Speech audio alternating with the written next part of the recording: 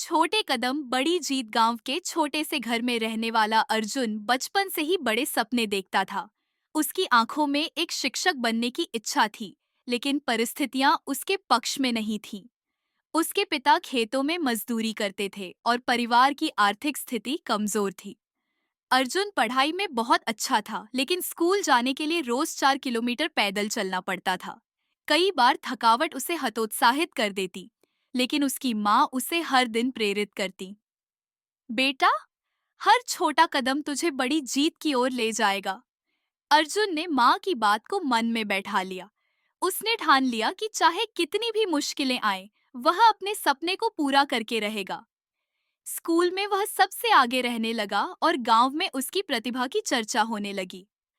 कुछ वर्षों बाद उसकी मेहनत रंग लाई। उसे एक छात्रवृत्ति मिली, जिससे वह आगे की पढ़ाई के लिए शहर जा सका। वहां भी उसने कड़ी मेहनत जारी रखी और शिक्षक बनने का अपना सपना पूरा किया। शहर में पढ़ाई के दौरान उसे कई मुश्किलों का सामना करना पड़ा। कभी पैसे की तंगी होती तो कभी रहने की समस्या।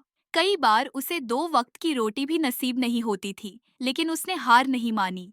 वह रातों को जागकर पढ़ाई करता और दिन में छोटे मोटे काम करके अपने खर्च पूरे करता। धीरे धीरे उसका संघर्ष रंग लाने लगा। उसने अच्छे अंकों के साथ अपनी पढ़ाई पूरी की और एक प्रतिष्ठित स्कूल में शिक्षक बन गया। लेकिन अर्जुन का सपना सिर्फ यहीं तक सीमित नहीं था। उसने सोचा कि उसके गांव में भी कई ऐसे बच्चे हैं जो आर्थिक तंगी के कारण पढ़ाई छोड़ देते हैं। उसने निश्चय किया कि वह अपने गांव लौटकर वहां एक स्कूल खोलेगा। गांव लौटने के बाद अर्जुन ने सरकारी सहायता और कुछ समाजसेवियों की मदद से एक छोटे से विद्यालय की स्थापना की। शुरुआत में कठिनाइयां आईं, लेकिन अर्जुन का हौसला अडिग था।